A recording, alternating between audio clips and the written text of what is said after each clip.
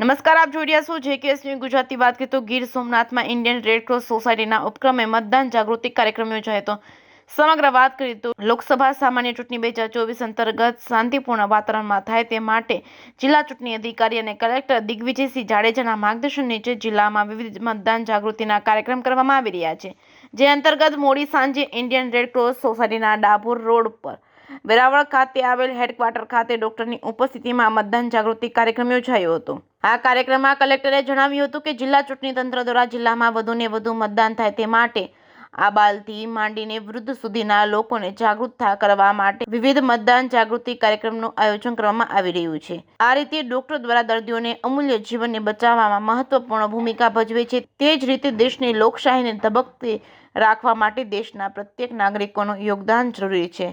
જેકેએસ news Gujarati સાથે મહેશ વાજા, સોમનાથ.